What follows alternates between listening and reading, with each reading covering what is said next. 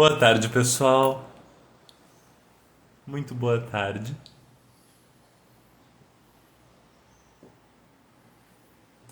A nossa live oficialmente começa meio-dia. Hoje eu consegui abrir um minutinho antes para dar tempo de vocês chegarem. Boa tarde para todo mundo.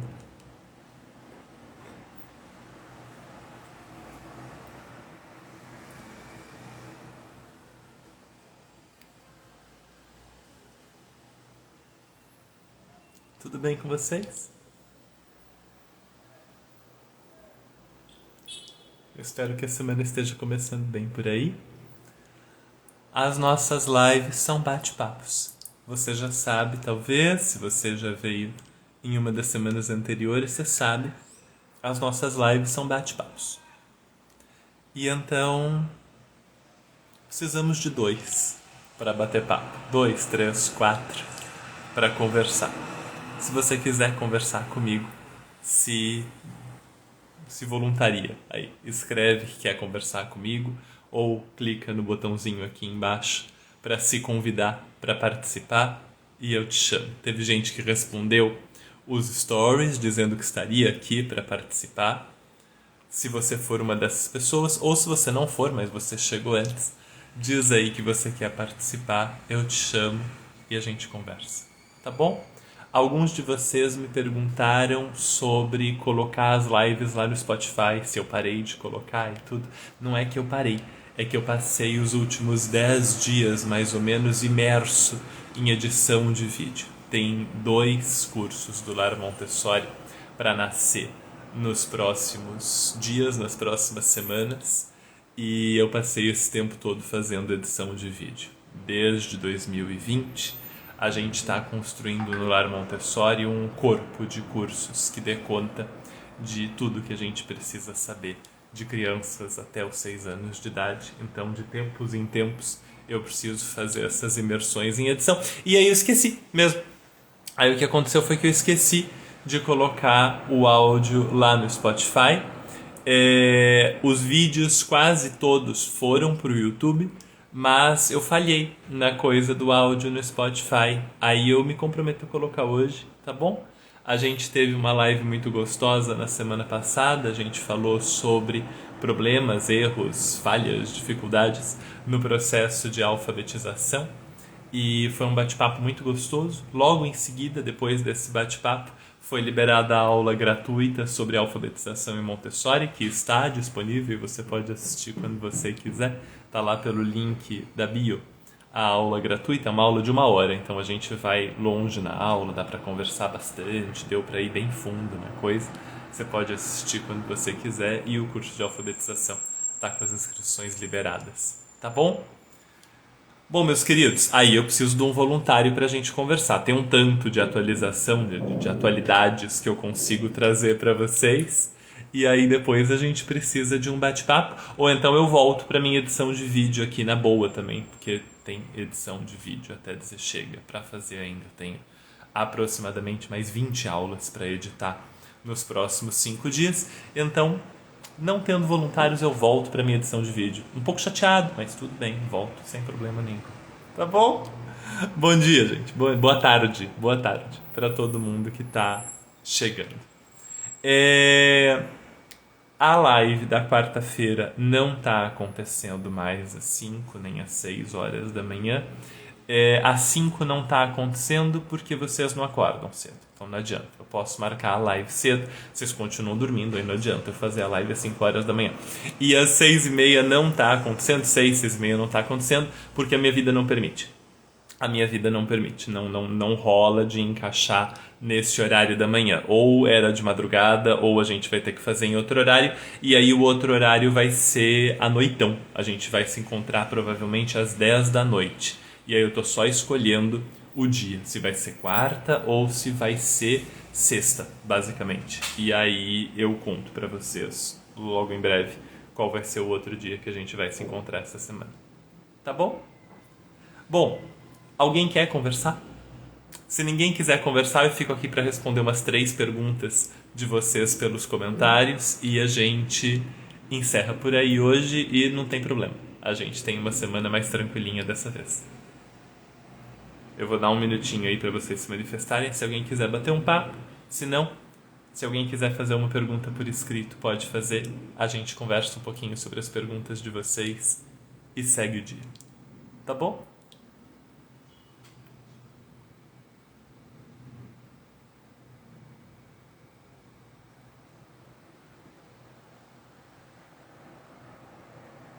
Deixa eu aproveitar, já que a gente está aqui e ainda não apareceu pergunta, para divulgar para vocês os acontecimentos da Organização Montessori do Brasil.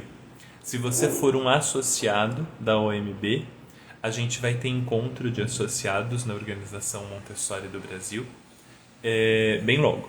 A gente vai ter esse encontro em maio, então fica de olho, se você for um associado da OMB. Se você não for, mais tarde este ano, a gente tem o congresso da Organização Montessori do Brasil. Então fica de olho também, porque aí o congresso é aberto para todo mundo, tá bom?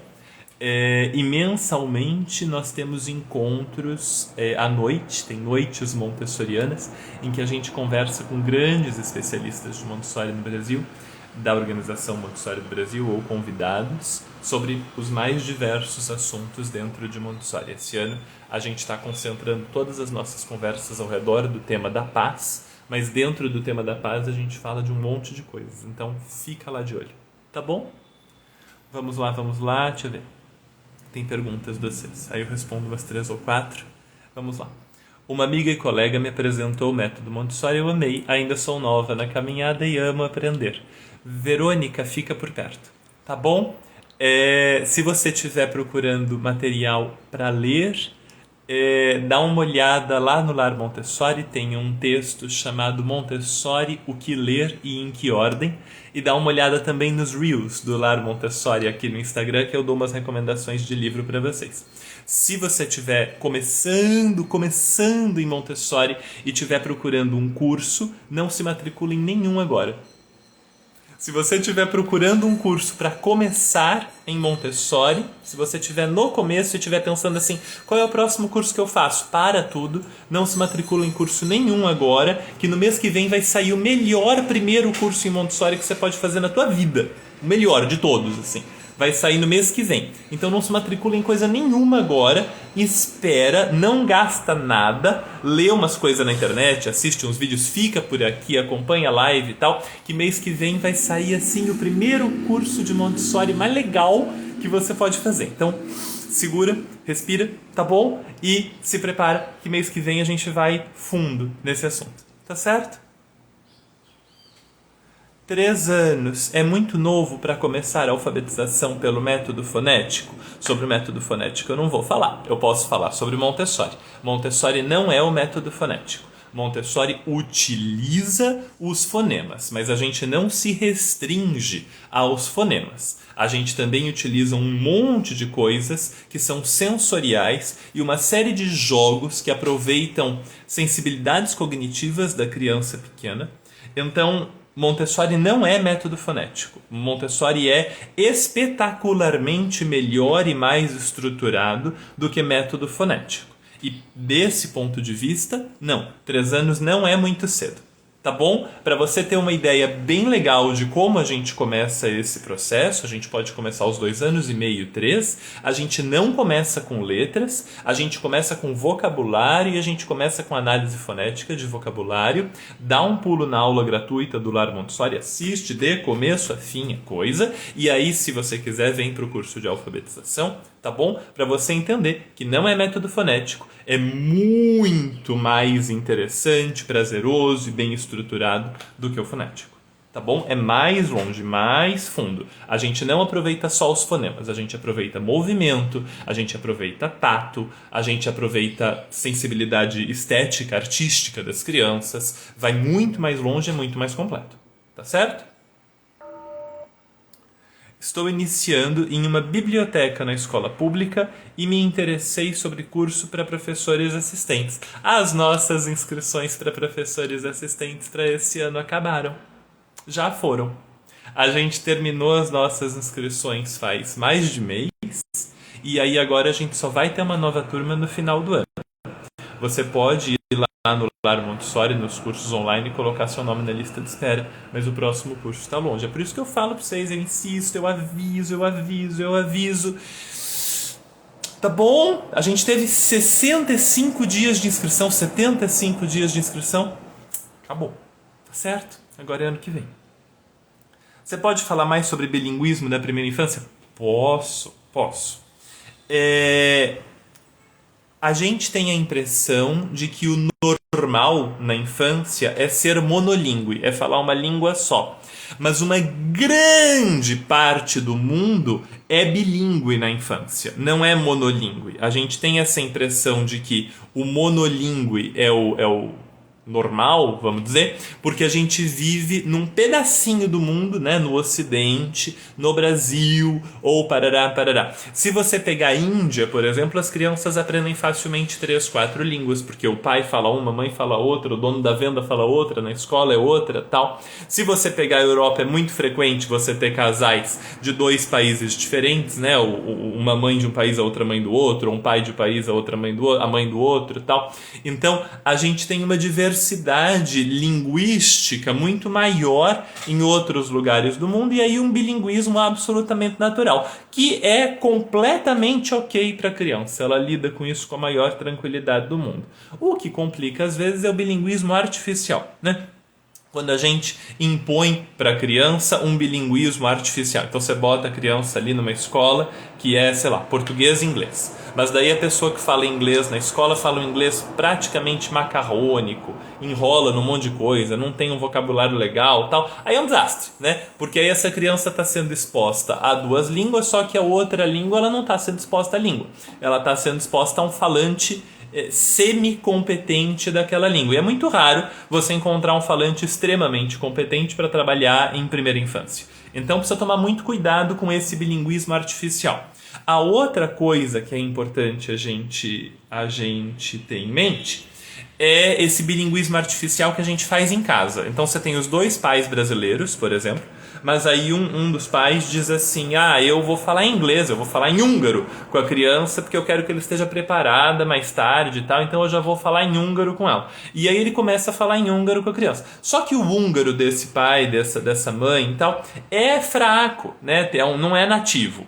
Então tem um vocabulário que é legal, mas não é maravilhoso. Tem uma sintaxe que é legal, mas não é maravilhosa. Aí o que acontece? Ele consegue dar um monte de vocabulário para essa criança.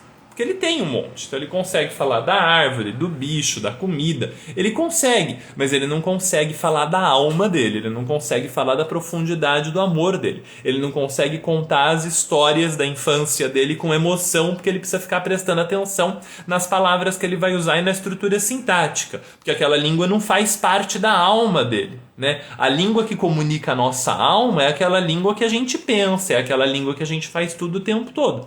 A gente colocar uma segunda língua na vida da criança sem ter alma nessa segunda língua é furada, desnecessário. Porque, vamos aqui rápido, né? Para que a gente quer que uma criança seja bilíngue? Vamos pensar aqui junto. É para entrar em Harvard, né, gente? A gente quer que a criança seja bilíngue para currículo. Né? Porque ela tem 1 ano, ela tem 6 meses, ela tem 18 meses, e a gente está pensando em quando ela tiver 21 e tiver que entregar currículo lá para ser selecionada para trabalhar no Google. E é muito bom se ela tiver um inglês. Vamos, não é por isso? Né? Porque a gente não está pensando nesse inglês para ela ser mais feliz. Para ela ser feliz, bastava que a gente contasse para ela uma historinha bem legal na língua que ela já entende. Bastava que a gente fosse passear no parque e falasse que aquela árvore é uma moreira, e aquela outra é uma palmeira, e aquela outra é uma figueira, e aquela outra é um coqueiro. Isso bastava para essa criança ser feliz. A gente falar que é uma coconut tree e a gente falar que aquela outra é uma... Eu não sei falar o nome de um monte de árvore em inglês. Tenho um doutorado em inglês e eu não sei falar um monte de nome de árvore em inglês. Mas você sair falando que aquilo é um dog e aquilo é um cat e aquilo é parará, aquilo é para Harvard. Aquilo não é para bem-estar, aquilo não é para desenvolvimento, aquilo é para currículo. Que pressa é essa, meu amor? Que pressa é essa? Deixa essa criança... Ela tem 2 anos. Né? Então a gente pode viver com essa criança que nem gente mesmo, né? A gente não precisa viver com essa criança que nem coach, né? Preparando essa criança tal. Não, tem um monte de coisa que é importante de verdade, né? Se você é mãe e você é italiana e o pai ou a outra mãe, ou o pai e o outro pai, um é italiano e o outro é francês, e aí você fala o italiano e o outro fala francês, porque essa é a língua da tua alma, não tem nenhum problema. Absolutamente. A criança é completamente capaz de lidar com duas línguas. Agora, você escolher falar numa língua na qual você não é competente, para que aquela criança tenha uma chance maior de entrar em Yale daqui 19, 20 anos, preza pela educação emocional dessa criança, contando histórias da tua infância de um jeito que você consiga se emocionar. É muito mais importante. Uma segunda língua ela consegue aprender. Ela não consegue aprender amor, vínculo, comunicação profunda, escuta atenta. Isso ela não consegue aprender. Isso precisa estar entranhado no estômago, nas tripas dela, entendeu? Agora, ela consegue aprender o verbo to be, ela consegue aprender present continuous, ela consegue aprender vocabulário. Isso tudo ela consegue aprender. Né? Eu falo por experiência própria. Eu fui começar a aprender inglês com 12 anos de idade. Eu falo inglês melhor do que praticamente todo mundo que eu conheço hoje. Né? Eu praticamente só leio em inglês, eu praticamente só estudo em inglês, eu estou começando a gravar aula em inglês nesse momento, eu falo inglês realmente bem, leio muito competentemente, escrevo bem o suficiente. Eu comecei a aprender com 11, 12 anos de idade. Aí aprendi, fiquei 8 anos lá na cultura inglesa, que eu fiz inglês, ainda nem é uma escola assim apaixonante, porque é baseado em gramática, tal, dá certo, funciona muito bem, mas não é um negócio assim que você curte o tempo todo, tal. Falo inglês bem pra caramba. Ganhei uma bolsa para estudar Shakespeare na Inglaterra quando eu tinha 17 anos de idade, por causa da qualidade do meu inglês. Uma bolsa para estudar Shakespeare na Inglaterra com a Royal Shakespeare Company com 17 anos de idade. Todas as outras pessoas que estavam lá tinham 30, tinham 40, tal. Eu tinha 17. Com inglês. Absolutamente possível. Basta que você bote a criança num curso de inglês quando ela tem ali 12, 13, 14 anos de idade. E eu nem gostava. Eu tinha colegas que ouviam música, assistiam série, parará, parará, aprendiam mais inglês que eu, assim. Não precisa, não precisa. Você me perdoa, mas não precisa. Isso me incomoda, né? Porque agora a gente tem um incômodo em Montessori. Aqui, falei que ia responder 3/4 perguntas, já estou falando há 40 minutos do mesmo assunto, né? Mas vamos que vamos. Porque agora a gente tem um negócio em Montessori que é assim, a escola vai abrir, né? A pessoa vai abrir uma escola Montessori.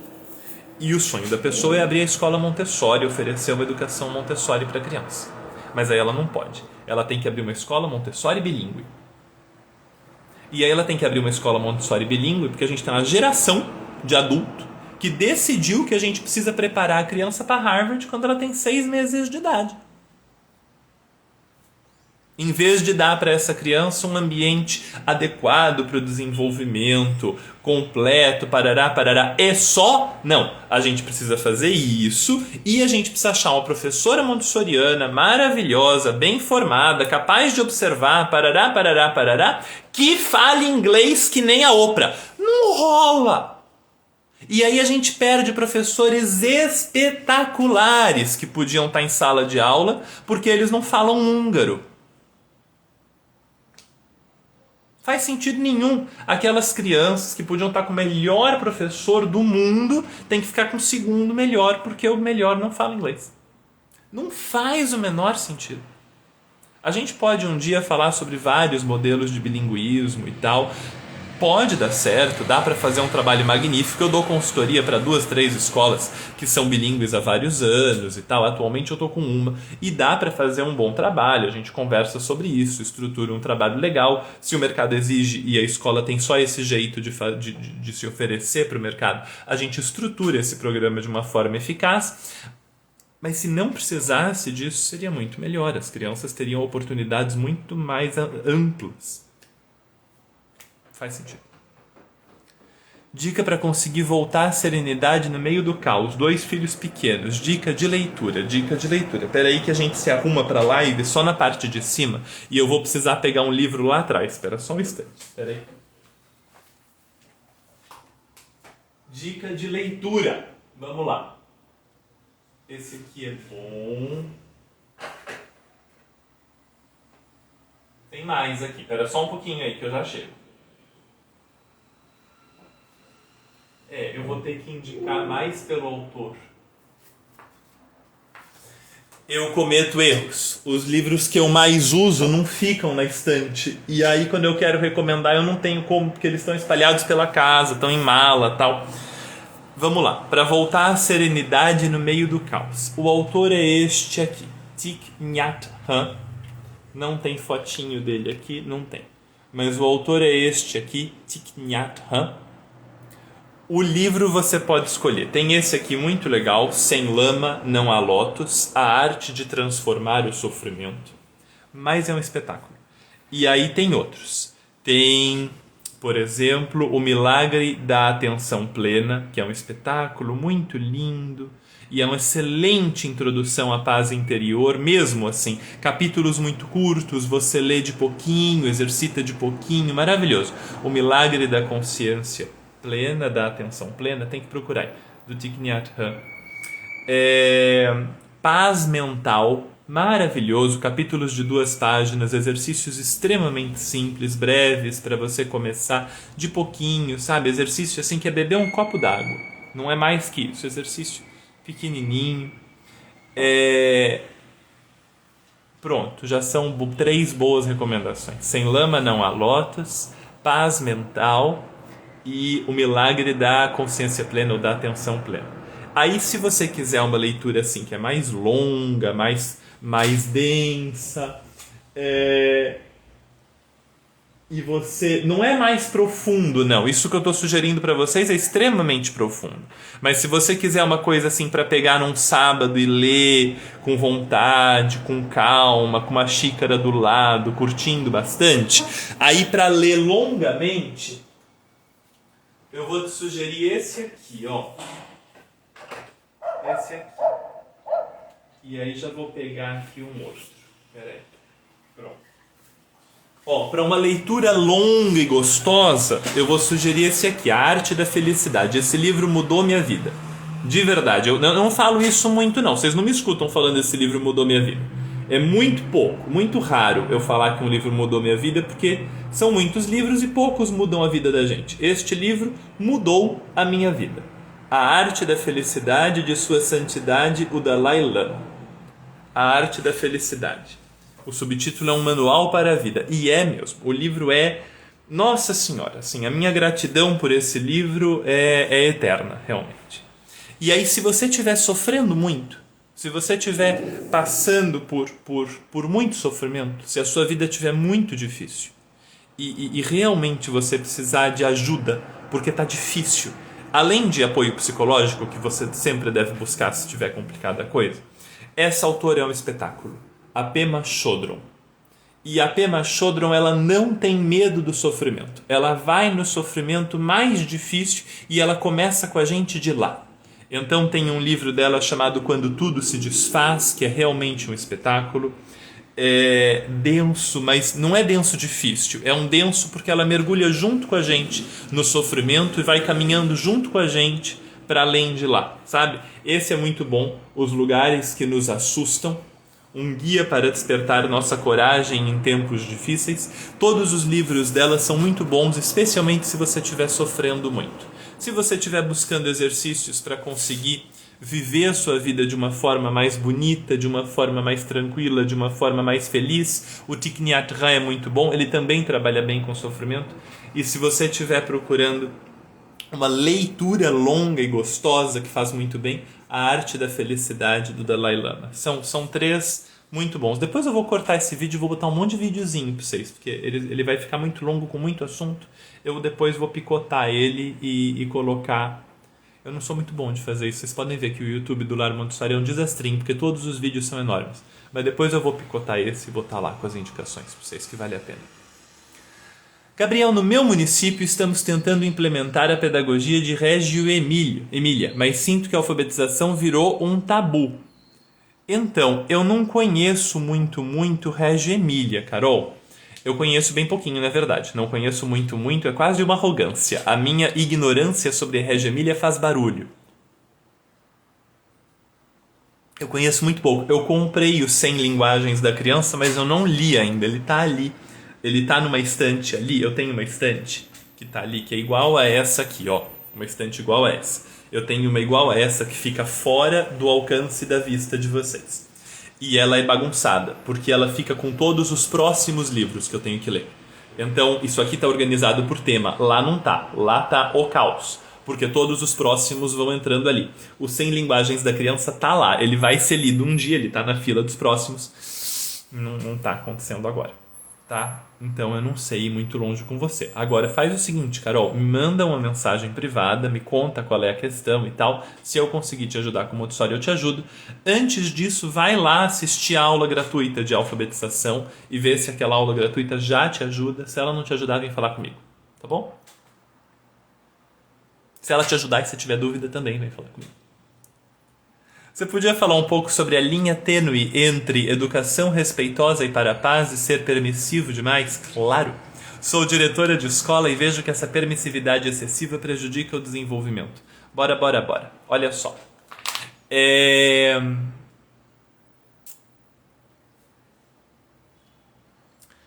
Pensa em um rio, por favor. Um rio grandão. Um riozão. Tá? Não o Amazonas, que aí é demais. Um rio grande. Tá bom? Não exagerado, só grande. Tá? Que serpenteia por longas distâncias, assim, que corta montanhas e vales e passa por longas distâncias. Rio sempre caminha assim, né? Em S. Você não tem rio que caminha reto. O rio sempre caminha em S. Guarda essa informação que ela vai ser importante. Deixa eu pegar uma imagem aqui, que eu não me preparo para essas coisas, né, gente? Mas deixa eu pegar uma imagem aqui de um rio para mostrar para vocês. Espera aí. Para vocês entenderem exatamente o que eu estou falando. A gente bota rio, aparece o que? Aparece o Rio de Janeiro, evidentemente, né? Mas tudo bem. A gente vai achar um rio bem tortuoso, bem legal. Aqui, ó. Deixa eu te mostrar o rio aqui. Ó. Eu vou abrir aqui. Achei uma imagem perfeita de um rio aqui para mostrar para vocês. Ó. Espera aí que eu vou tentar virar a câmera. Olha só. Tá vendo aqui? Um rio bem tortuoso. Viu ali? Pois então. Dá uns coração aí pra eu saber que vocês viram, gente, que eu não tenho como saber se vocês estão. Tá vendo o rio ali bem cheio de tortuoso, né? Cheio de curva. Agora presta atenção no negócio, né? Se vem uma fase de cheia nesse rio aqui. Se vem uma fase de cheia nesse rio aqui e ele enche um pouco, ele toma conta de uma parte dessas beiradinhas aqui. Ele faz o S aqui, né? Se ele enche, ele toma conta de uma parte dessa beiradinha. E aí, se você... Não é o link que a gente quer, é só a imagem. Se você olhar bem de pertinho, eu não sei quanto que ele vai deixar a gente aumentar. Se você olhar bem de pertinho, a vegetação nessa beiradinha, ela é diferente. Você tá vendo? Eu vou para a pergunta, eu não estou enrolando não, eu vou para a pergunta. A vegetação nessa beiradinha aqui, ó, ela é diferente da vegetação mais para dentro. A vegetação mais para dentro é mais forte, maior, mais, né, assim, enorme. E nessa beiradinha é uma vegetação bem baixinha, bem pequenininha. O que acontece com esse rio? O que acontece com esse rio? Pronto. Encaixou de novo. O que acontece com esse rio é que ele tem alguns limites. Tem uma área da qual ele não pode passar. A margem desse rio contém esse rio. É a margem do rio que garante que exista um rio. Se você sair dinamitando a margem do rio, colocar dinamite mesmo na margem do rio e explodir aquilo, ou passar com umas escavadeiras e ir destruindo essa margem, aí esse rio vai se espalhando, né? E conforme ele vai se espalhando, ele vai deixando de ser um rio e ele vai virando uma represa. Faz sentido para você? Vai falando aí se faz sentido, porque eu não estou vendo as caras de vocês. Isso não é o Zoom, isso é o Instagram. Eu preciso de resposta de vocês para saber que a explicação está funcionando. Então, se eu vou destruindo as margens desse rio com uma escavadeira, com uma dinamite, a água desse rio vai se espalhando, porque a margem deixa de existir, vira só uma coisona grandona, assim, um lago bem enorme, e aquele rio se espalha. E o que acontece com essa água, quando ela se espalha bastante, é que esse rio começa a morrer. Né? Esse rio começa a morrer. Ele não se oxigena mais como ele se oxigenava quando ele vinha correndo entre a mata, né? Ele não se oxigena mais do mesmo jeito. Ele não tem mais o mesmo tipo de vida e ele perde o propósito. O propósito de um rio é ir até o mar. Somente quando o rio vai até o mar é que ele mantém o equilíbrio ecológico.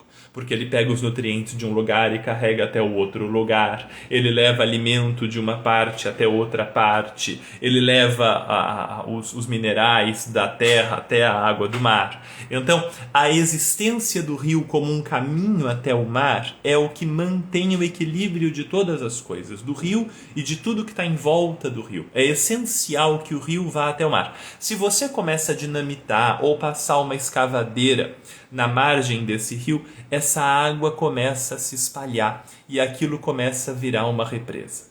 Pois bem, a pergunta foi: Gabriel, você pode falar sobre a linha tênue entre uma educação para a paz e a permissividade? Posso. Você viu a margem do rio. A margem do rio tem uma beiradinha que tem uma vegetação bem rasteirinha e o rio transborda para aquela beiradinha. Mas se a gente dinamita aquilo e a gente destrói a margem e aquilo vira uma represa, o rio morre, ele perde o propósito. Pois bem, no desenvolvimento da criança pequena, a gente está procurando um rio. O desenvolvimento da criança tem um objetivo. O objetivo do desenvolvimento da criança é construir um ser humano. Aquela criança se esforça tremendamente com o objetivo de construir um ser humano. Para isso, essa criança precisa de margens. Esse desenvolvimento exige que a criança saiba o que ela pode fazer e o que ela não pode fazer. Que a criança saiba o que é um bom comportamento e o que é um mau comportamento. A Montessori expressava isso da seguinte forma. Ela dizia para a gente que a primeira distinção que uma criança precisa fazer é entre aquilo que é bom e aquilo que é ruim. Mas que nós nunca devemos confundir bom com imobilidade e ruim com movimento, né? Então ela fazia isso. Agora, por que uma criança precisa aprender o que pode e o que não pode? Qual é a motivação biológica para uma criança aprender o que pode e o que não pode? A motivação biológica é que o ser humano é um ser eminentemente social, mais social do que praticamente qualquer outro mamífero na Terra. Nós temos a capacidade e a necessidade de socializar com um enorme número de pessoas. As nossas comunidades só funcionam com grandes números de pessoas. Então nós precisamos muito cedo na vida aprender a funcionar em comunidade, senão a gente morre. Um ser humano sozinho morre. O ser humano só vive em grupo, em comunidade. Então nós temos a necessidade muito cedo na vida de passar por um processo que Maria Montessori chamava de adaptação. E não é a adaptação da escola, aquela adaptação escolar, tal, não é aquela. É a adaptação ao mundo, adaptação à comunidade, aprender a viver existindo junto com os outros. E isso também significa saber o que eu posso e o que eu não posso. O que eu posso e o que eu não posso são margens desse rio, que ajudam esta criança a se desenvolver criando um ser humano. Se eu tiro os limites da vida dessa criança, se eu dinamito, se eu passo uma escavadeira nos limites da vida dessa criança, eu travo o desenvolvimento dela. Eu impeço essa criança de se desenvolver na direção da criação de um ser humano. Eu impeço o rio de chegar no mar. Quando eu dinamito os limites, quando eu tiro os limites da vida dessa criança, essa energia que a criança tem, esse propósito que a criança tem, não tem como se desenvolver de verdade, não tem como evoluir de verdade. Esse propósito fica perdido e essa energia da criança começa a morrer. E então eu vejo uma criança que coloca as suas ações em 1000 direções diferentes. Ela faz coisas aqui, faz coisas ali, mas ela não consegue focar em nada. Eu vejo uma criança que desiste de agir. Ela abre mão, ela desiste porque ela não consegue entender o que é certo e o que é errado, e ela começa a depender do adulto o tempo todo, a pedir coisas para o adulto o tempo todo. Na ausência de limites, a criança sofre. Meus amores, se o vídeo está atrasado com o som, eu aqui não tenho o que fazer. Você pode sair da transmissão e voltar. Eu aqui não tenho. O que eu poderia fazer seria ventriloquismo. Falar um pouco mais devagar para o áudio primeiro. Não vai rolar. Então você pode sair, voltar e ver se funciona, e eu fico aqui torcendo para dar certo. Eu não tenho o que fazer. Tá bom? Então, a gente precisa colocar limites que sejam exatos na vida da criança, que ela possa entender, mas limites que não contrariem a natureza da criança. O que é um rio que contraria a natureza da criança? Eu vou mostrar o que é um limite que contraria a natureza da criança. Um limite que contraria a natureza é um rio canalizado. Então eu vou dar aqui um exemplo para vocês. Olha só. Isso aqui é o limite que contraria a natureza da criança. Quando eu coloco limites que não permitem que a criança se desenvolva como ela deve se desenvolver. E o que acontece quando eu faço isso é que esse rio não suporta ser canalizado e ele transborda. Tudo isso que vocês estão vendo aqui são imagens de enchentes que aconteceram porque rios foram canalizados. Quando um rio é canalizado, ele não tem para onde transbordar. Você vai se lembrar que o rio tem uma margem aqui na qual ele pode transbordar. Quando eu canalizo o rio, ele perde a margem de transbordar dele. E aí quando ele transborda, porque é a natureza do rio transbordar, faz parte da natureza do rio transbordar, quando ele transborda é um desastre, porque todo mundo em volta acha que aquele rio não podia transbordar nunca. Por exemplo, se eu tenho uma criança e eu tenho limites na vida dessa criança, tem coisas que ela pode fazer, tem coisas que ela não pode fazer. Perfeito. Isso é muito tranquilo. Ela pode correr ou não pode correr? Ela precisa poder, porque isso é essencial para o desenvolvimento dela. Se ela não puder correr, eu estou canalizando o rio e vai transbordar. Vai transbordar como? Vai transbordar num acesso de choro, num acesso de grito, numa violência física, numa insônia, numa falta de apetite, num excesso de apetite. Vai transbordar de qualquer jeito. Essa criança vai dormir mal, vai comer muito, vai dormir muito, vai brigar, vai bater, vai puxar cabelo, vai chorar muito, vai gritar muito. Por quê? Porque eu estou canalizando e ela transborda. Então, eu preciso me preparar para ela poder transbordar. Ela precisa correr. Ela não pode correr no apartamento à noite, porque faz muito barulho no apartamento de baixo. Ok, isso é um limite. Mas então nós podemos correr no térreo do prédio, em qualquer horário do dia. Ou nós podemos correr no apartamento, durante o horário comercial. Ou a gente pode ir para a rua e correr no quarteirão ou correr na praça. Eu preciso de limites que sejam curvilíneos. Eu não posso ter limites que sejam completamente retos. Ela não pode correr no apartamento à noite. Ponto. Essa é a margem. Isso não pode. Isso faz mal para o apartamento de baixo. Ela não pode correr no apartamento à noite. Mas ela pode correr. Ela pode correr no térreo, ela pode correr no apartamento de dia, ela pode correr na praça, ela pode correr na rua. Tá entendendo?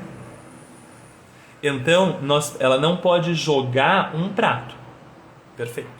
Um prato ela não pode jogar. O prato quebra, ou se ele não quebra, ele estraga, ou suja o chão. O prato ela não pode jogar, mas ela pode arremessar bolas de meia. ela pode jogar um disco desses disco voador, sabe, frisbee, assim, jogar numa praça, tal. Isso ela pode jogar, não dentro de casa, numa praça talvez. A bola de meia, por outro lado, ela pode jogar na sala, ela pode jogar na varanda, se a varanda tiver uma redinha assim, para ela não jogar a bola lá no mundo, né? Então, os limites existem e são firmes, mas são curvilíneos. Os limites que existem são fortes, são presentes. A gente não vai negociar correr no apartamento à noite. Não pode, mas a gente vai negociar correr.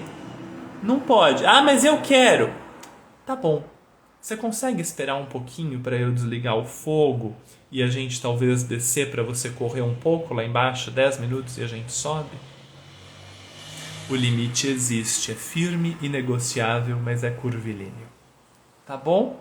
Isso vale até os 6 anos. A gente pode falar sobre limites de 6 anos em diante num outro momento. Tá certo? Essa live, como todas as lives do Lar Montessori, ficará gravada. E nessa daqui eu ainda vou tentar picotar ela pergunta por pergunta para colocar no YouTube e ver se isso funciona. Aí vocês têm que me ajudar, porque eu picoto, eu passo a tarde fazendo esse negócio. Aí eu boto lá no YouTube, aí vocês têm que mandar para as pessoas, porque vocês dizem assim, tem que chegar no mundo todo. Eu não tenho como fazer chegar no mundo todo. Eu preciso de ajuda. Então pega as coisas do Lar Montessori e bota no grupo da família. A família está falando mal do vizinho. Na época da eleição estava falando mal do político, agora ninguém mais fala mal nem bem de ninguém. Ali na tua cidade está falando mal da outra pessoa.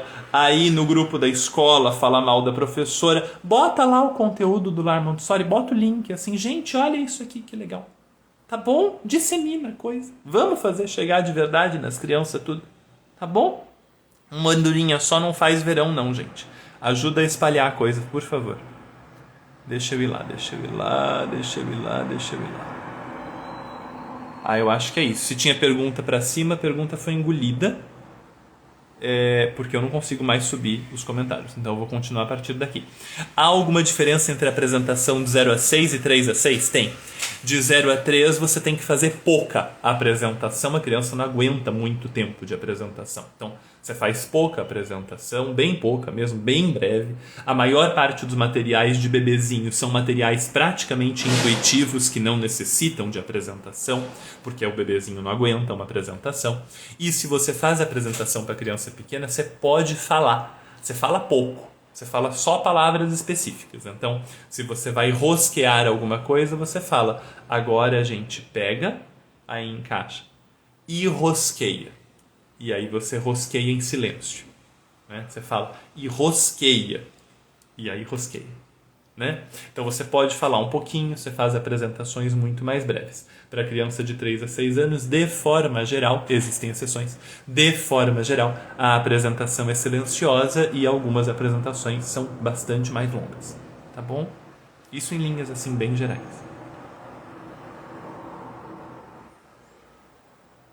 Então, aí vocês falaram da moldura do quadro, né? Tem a moldura do quadro e os limites, e dentro daquilo tem a escolha da criança. Não gosto da metáfora.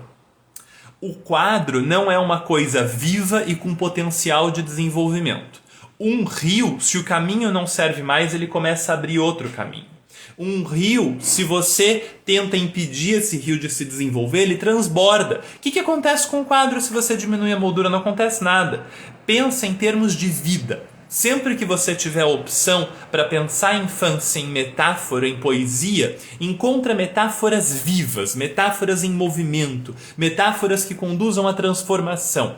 Essa coisa da gente pensar no quadro, na moldura, tal, eu evito, porque não é vivo, não se transforma, não está sujeito a desastre natural, e a infância está. Se a gente erra nos limites da infância, a gente tem desastres. E a gente precisa prestar atenção nisso. A criança tem um poder enorme, tem um potencial enorme de transformar a vida dela, a vida de quem está em volta, a nossa sociedade, a civilização inteira. E a gente precisa prestar atenção neste poder da criança. O poder da criança muda a coisa toda. Um quadro não tem poder. Um rio tem poder. né? Você olha as usinas hidrelétricas, elas pegam o poder do rio e elas transformam em energia para toda a humanidade. Você olha para o oceano vive porque o rio carrega nutriente, ele carrega vida para dentro do oceano. Pensa em termos de vida e de poder. Te ajuda, tá bom? Qual o tempo de acesso do curso? Eu vou apostar que você está falando do curso de alfabetização. Se for o curso de alfabetização, 1 ano.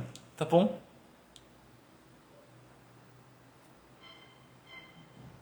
Liliane, eu vi que você quer perguntar, só que ninguém apareceu no começo da live de hoje, e aí eu tive que mudar o esquema, porque não tinha ninguém no começo, e aí eu tive que mudar para perguntas escritas. Não era meu desejo, mas não teve jeito. Então, bota aí a tua pergunta por escrito, tá bom?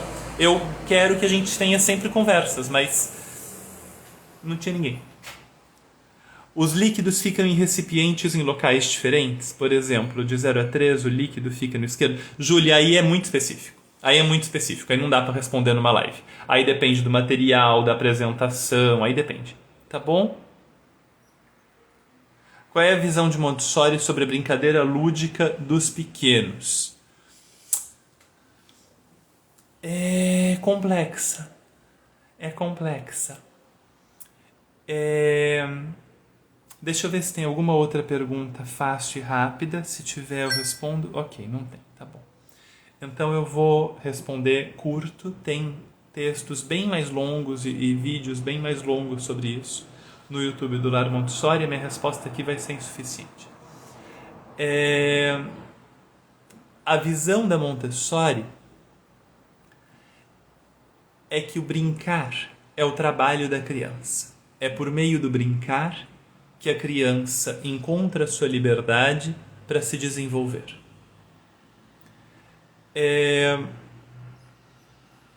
No entanto, o brincar fantasioso da criança não existe em um contexto bom de desenvolvimento.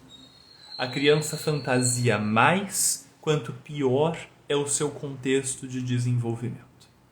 Uma criança que tem muita liberdade, muito contato com a natureza, muita independência, que pode permitir que aquele poder que eu falava aflore e exerça sua influência sobre o mundo, aquela criança que consegue viver de verdade, fantasia muito pouco.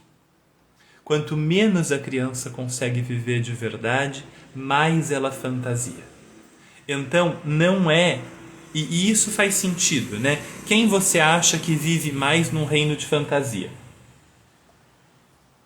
Uma pessoa que vive no mundo e faz coisas, e cozinha, e conversa, e constrói, e pensa, e cria, parará, parará, parará? Ou uma pessoa que está numa cela de uma penitenciária olhando para 4 paredes e não pode fazer nada nunca? A pessoa que está presa ali fantasia muito mais, porque a única vida que ela tem acesso é aquela. A pessoa que está em liberdade fantasia muito menos, porque ela tem um mundo, e o mundo é interessante.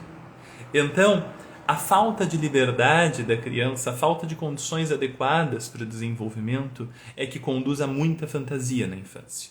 Portanto, a brincadeira com fantasia não é um problema.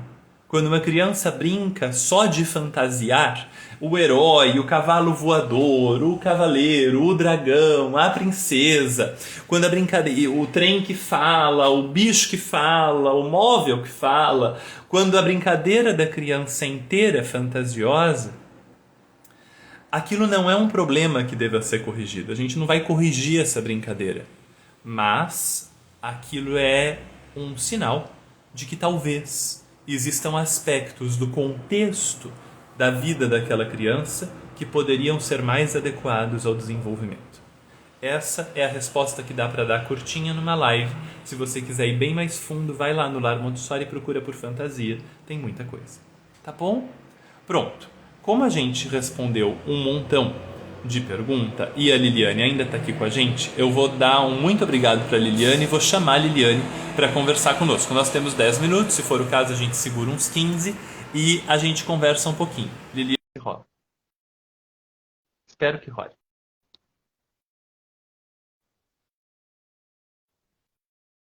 Não acredito. Rolou, tudo bem? Nossa, que emoção! Seja bem-vinda. Muito obrigado. Muito obrigada a você pelo seu trabalho, viu? Você tem feito muita diferença em muitas vidas de muitas crianças, viu? Obrigado. Muito obrigada, Gabriel. Até. Sei que o tempo é curtinho, acho que uma pergunta que eu fiz inicial aí, acho que talvez demore. Eu entro em outra live, que era sobre Pode embrião falar, falar. espiritual. Sobre embrião espiritual, eu já reli, mas aí não consigo entender. Se for muito demorado, eu passo para outra pergunta, porque tem uma fichinha cheia de perguntas e vai ser várias lives. Não é muito demorado. Eu posso, se essa for a pergunta que você quer que eu responda, eu posso começar por ela. Pode ser, Tá tá bom. bom. Eu vou te pedir para colocar por enquanto teu microfone no mudo. Valeu. Se você quiser ativar depois, você pode, tá bom? Fica à vontade. Pensa no embrião físico da criança. O embrião na barriga mesmo. O embrião que a gente conhece. O embrião está lá no útero e ele tem uma programação para se desenvolver. Ele tem um cronograma. Ele sabe, de uma maneira misteriosa, que não é misteriosa, é genética, mas ele sabe quando é que ele tem que desenvolver uma orelha, quando é que ele tem que desenvolver o mindinho da mão esquerda, quando é que ele tem que desenvolver uma perna, um estômago, um coração. Aquele embrião, de algum jeito, sabe quando cada detalhe daquele corpo precisa ser desenvolvido. E a gente não se preocupa muito com esse cronograma. Quer dizer, você acredita que está tudo bem, você faz os exames ali de pré-natal só para dar uma verificada, você observa, mas você acredita que vai ficar tudo bem. Você não passa os seus dias olhando ali e fala, pronto, agora o bracinho, isso, nariz agora. Você não faz. Você só acredita que vai ficar tudo bem e faz duas coisas. Oferece para esse embrião um ambiente que seja o melhor possível que você puder oferecer. Então a mãe tenta se alimentar bem, ela tenta não passar por situações de violência, de trauma, de estresse. Se ela puder fazer esse esforço, ela faz, para oferecer o melhor ambiente possível para esse embrião em desenvolvimento. Isso é uma parte. E a outra parte é que a gente observa e espera. Então a gente vai lá e faz o pré-natal, e faz o ultrassom, e faz o exame. A gente observa. E a gente fica aguardando. A gente não fica tentando mexer no processo, interferir no desenvolvimento. Você observa, espera, dá um bom ambiente, observa, espera, dá um bom ambiente, observa, espera mais um pouco. É isso. E você confia, porque você não tem escolha. Então você confia que aquele embrião vai se desenvolver direitinho. Aí ele nasce. E aí, assim que ele nasce, o adulto tem acesso direto a ele.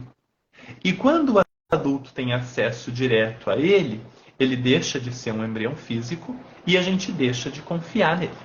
A partir daí, a gente acha que a gente tem que desenvolver a criança. Que não é a criança que se desenvolve, é a gente que desenvolve a criança, né?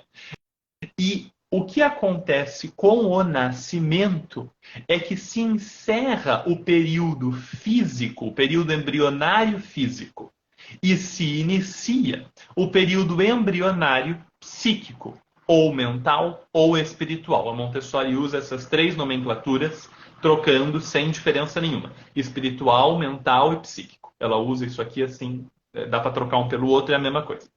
Então, o embrião psíquico ou espiritual se inicia, o período embrionário se inicia com o nascimento.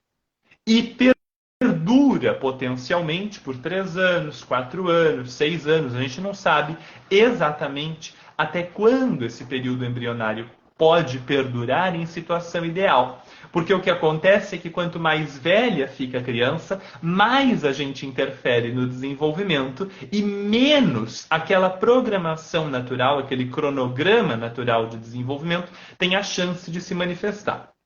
Teoricamente, o que a Montessori descobre, deixando as crianças em liberdade e observando, é que depois que as crianças nascem, elas também têm um programa, um cronograma de desenvolvimento. Continua existindo um cronograma de desenvolvimento na vida delas, que é mental. E aí ela vai falar para a gente dos períodos sensíveis, por exemplo. Né? É um cronograma mental que vai conduzir a criança num dado momento a buscar mais movimento, num outro dado momento a buscar mais linguagem, num outro momento a buscar a escrita e a leitura, num outro momento a buscar música. Tem um cronograma.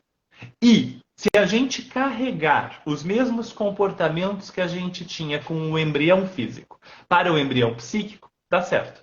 Se você prepara um ambiente que é adequado para esse desenvolvimento, e aí você espera e observa, interfere minimamente, mais para garantir que a relação da criança com o ambiente vai ser legal do que para qualquer outra coisa, você faz minúsculas interferências para fazer essa ponte e aí você se abstém de interferir e permite que essa ponte se desenvolva, que essa conexão se aprofunde.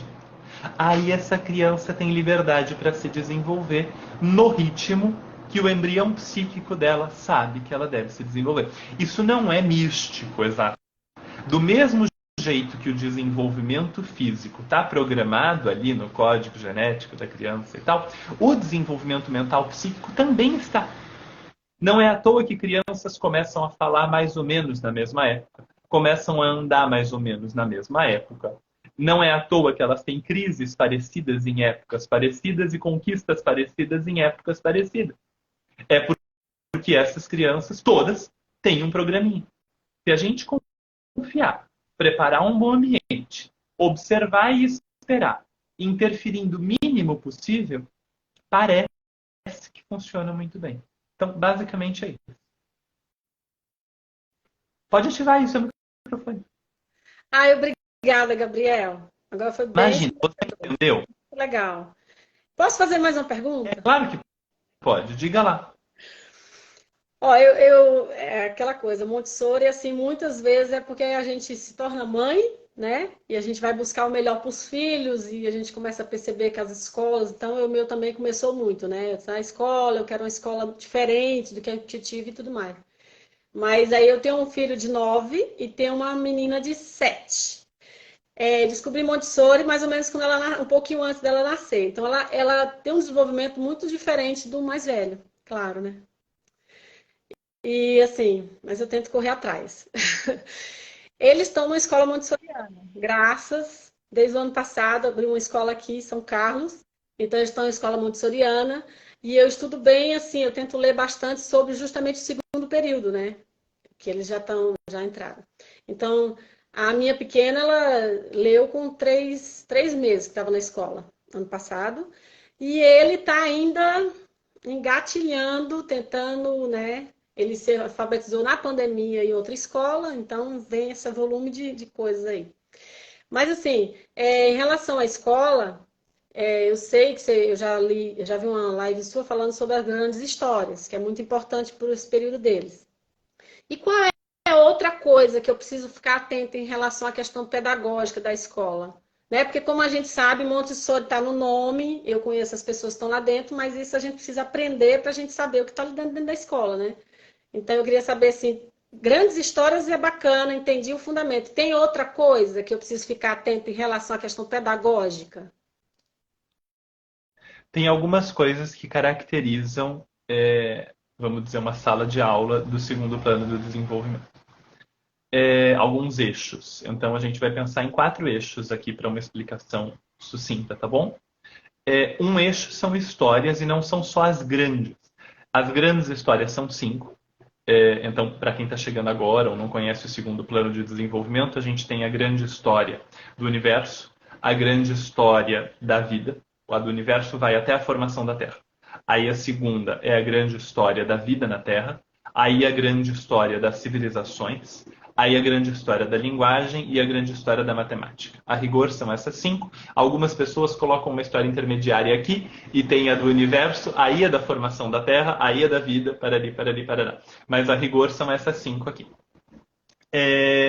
Além dessas 5 histórias, nós temos dezenas de pequenas histórias.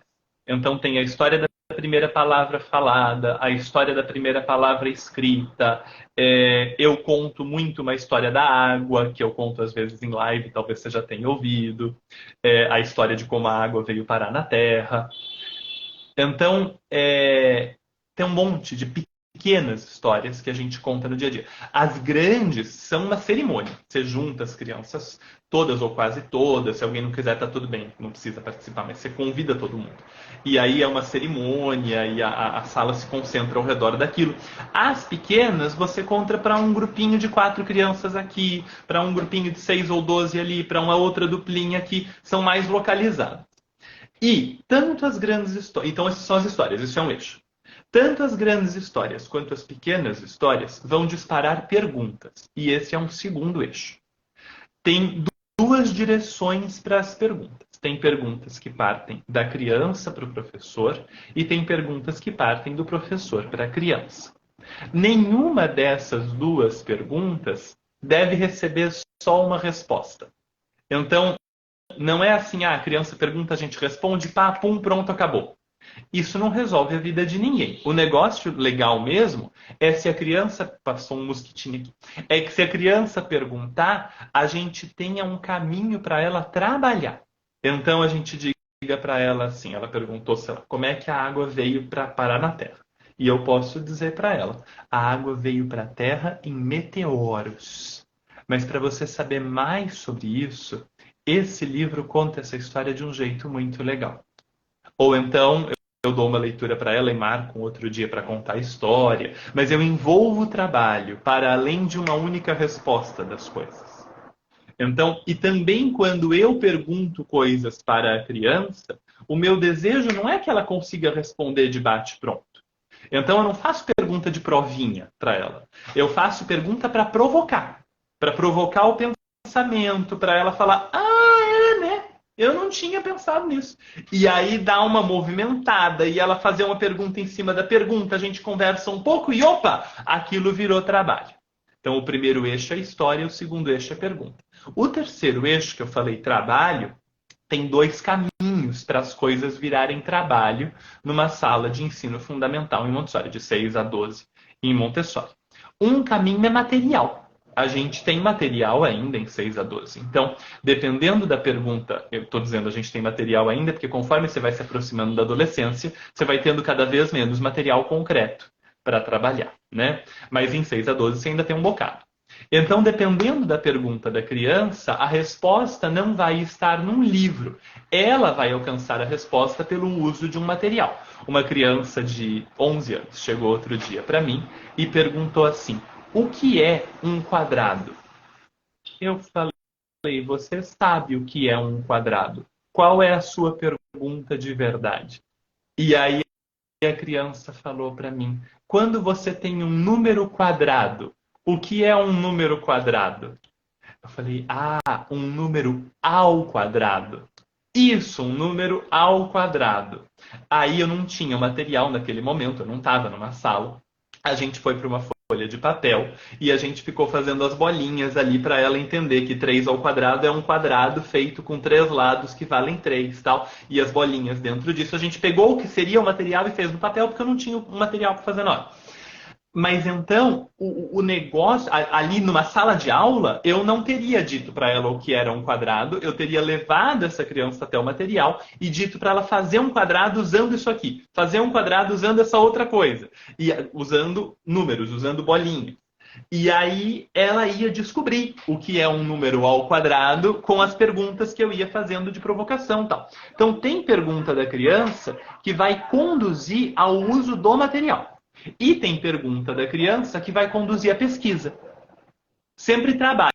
Essas duas coisas são trabalho. Tanto o uso do material quanto a pesquisa. Se a criança pergunta para mim assim, qual é o animal que vive no lugar mais profundo do oceano? Eu até posso saber os tipos de animais. Eu não sei o animal, mas eu consigo dar uma resposta para ela sobre os tipos de animais que vão viver nas fossas marianas, que são a parte mais funda do oceano. Mas isso não interessa. O que interessa de verdade é eu virar para ela e falar onde é esse lugar mais fundo do oceano? E ela vai dizer, eu não sei. Eu digo, então vamos descobrir isso primeiro. Aí a gente vai conseguir descobrir qual é o animal que vive lá.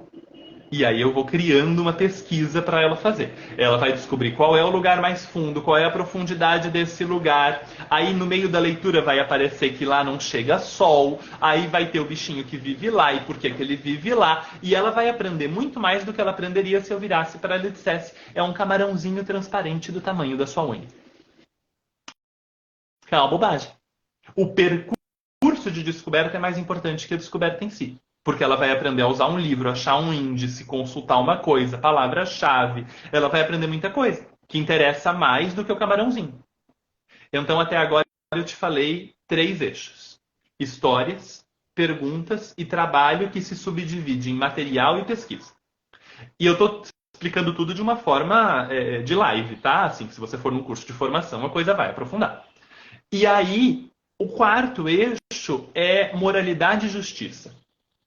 Então, tem uma parte da educação da criança de 6 a 12 que não tem nada a ver, quer dizer, sempre tem a ver, mas assim, não é acadêmica, que é de desenvolvimento psíquico, que é de moralidade e justiça. A palavra que mais sai da boca de criança de 7, 8, 9 anos é: não é justo isso.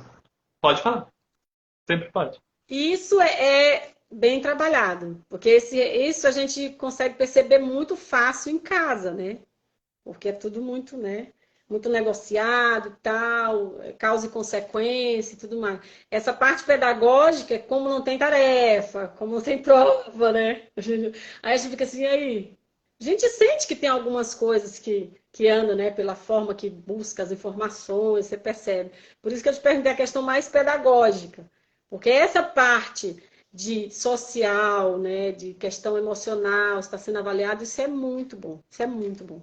Não é à toa que meu filho superou algumas coisas ano passado, já em 6 meses, superou coisas que, se ele tivesse numa tradicional aí, estava empurrando com a barriga, sabe? E foi resolvido. Mas pode continuar, por favor. É sempre bom lhe ouvir. Aí eu vou ser muito rápido nessa última parte para te falar então como é que a gente percebe que as outras coisas estão funcionando. Eu estourei o nosso tempo, eu vou esperar em mais 5 minutos. E aí a gente finaliza. A última parte é moralidade e justiça. Quando uma criança tem 7, 8, 9 anos, o que ela mais vai falar é: isso não é justo, ou então ela vai dizer: fulano fez não sei o que com não sei quem. Então, fulano rasgou o trabalho de ciclana, fulano roubou o lápis do outro, fulano furou a fila no escorregador. Qualquer coisa assim, esses problemas enormes e tal. E aí, o que a gente vai fazer é que a gente não vai interferir de imediato e resolver o problema. Porque quando essa criança chega para mim e diz: fulano fez papapá, papapá, o que ela está dizendo de verdade para mim é: eu quero entender como é que eu ajo em uma situação como essa. E então, o que vai seguir é um diálogo com essa criança sobre como é que você se sentiu. Você já fez alguma coisa assim alguma vez na vida?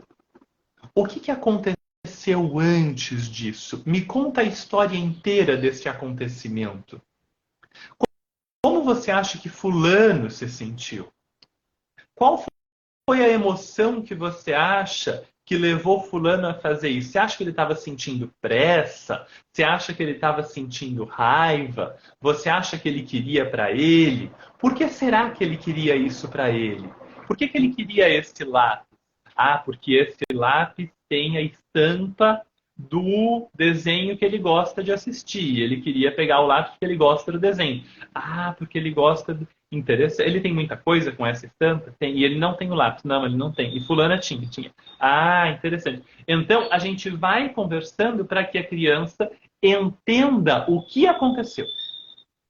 Porque ele roubou o lápis não é o fenômeno inteiro. O fenômeno inteiro tem mais camadas. E aí a gente pode interferir. A gente pode ir lá falar com ele, eles podem se resolver sozinhos. A gente pode dar uma sugestão de solução para a criança ir lá tentar. Tem um monte de opções. Ela pode ter ideias e testar as ideias dela de solução daquele problema. Mas a parte importante é ajudar com perguntas essa criança a analisar o que aconteceu, né, e ter uma visão mais ampla.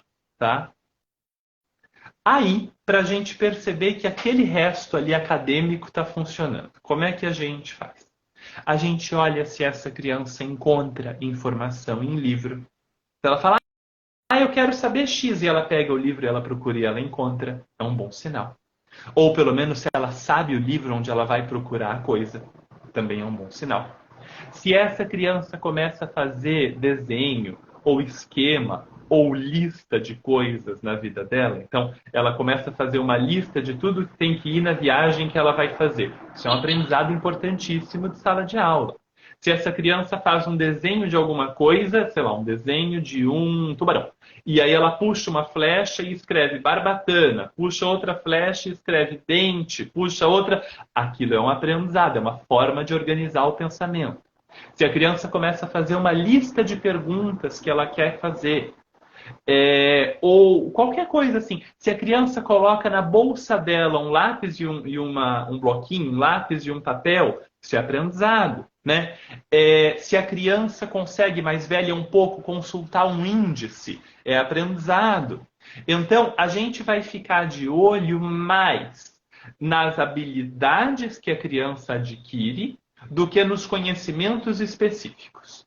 Porque o nosso desejo em termos de conhecimento, mesmo assim, sendo extremamente sincero e honesto, é que esta criança daqui a um tempo esteja lendo bem, escrevendo bem e fazendo as 6 operações matemáticas. Soma, subtração, multiplicação, divisão, potenciação e radiciação. Com lá 15 anos. Se ela estiver lendo bem, muito bem, escrevendo muito bem e fazendo as 6 operações com 15 anos, você percebe que ela é livre em termos de conhecimento? Ela consegue aprender qualquer coisa agora?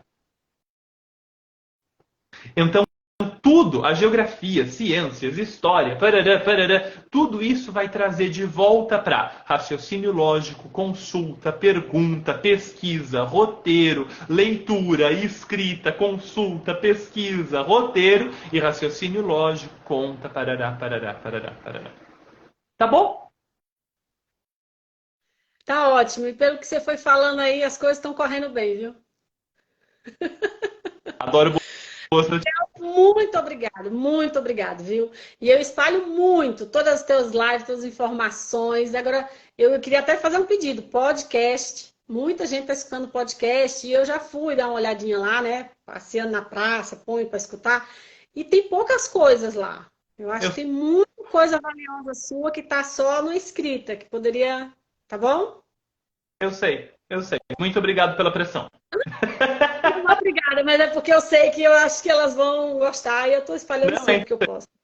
É importante. Eu vou caprichar mais no podcast, sim. Você é a terceira pessoa desde ontem que fala isso pra mim. Eu vou caprichar mais no podcast. Pode deixar. Obrigada, viu? Um ótimo dia, gente. Muito obrigado. Uma ótima tarde a essa altura. Já é 1h10. Uma ótima tarde para vocês todos e todas. A gente se encontra ainda essa semana. Eu não sei o dia ainda, mas com certeza às 10 da noite. Eu digo para vocês o dia, o horário vai ser 10 da noite e segunda que vem, meio-dia, a gente está aqui outra vez. Tá bom? Se você chegou agora, a recomendação da semana é a aula gratuita de alfabetização que está disponível. Se você chegou agora e não ouviu isso antes, 3 vezes. Tá bom? Você vai aqui em Lar Montessori, clica lá no link da bio, que você vai para a nossa aula de alfabetização, uma aula gratuita de 1 hora, explicando o processo de alfabetização em Montessori, por que ele funciona melhor do que qualquer outra coisa que você pode encontrar na vida, por que ele responde às necessidades vitais da criança, por que ele é tão legal, tão interessante, por que as crianças em Montessori amam o processo de alfabetização. A nossa aula gratuita está disponível no link da bio. Se você for no YouTube do Lar Montessori, também está lá. E você pode pegar a aula lá no YouTube e compartilhar com quem você quiser. Pode mandar para a família, pode mandar no grupo da escola, pode mandar para os professores da criança. Manda para todo mundo. Ela é gratuita, ela tem 1 hora, ela está lá disponível. Assiste e compartilha. Tá bom? Um abraço para vocês, uma semana espetacular para vocês e, sobretudo, uma semana espetacular para as crianças que convivem com vocês. A gente se encontra ainda essa semana. Se você é meu aluno nos cursos, a gente se encontra nos dias de aula, se não às 10 da noite, algum dia aí. E a gente se encontra segunda que vem. Muito obrigado.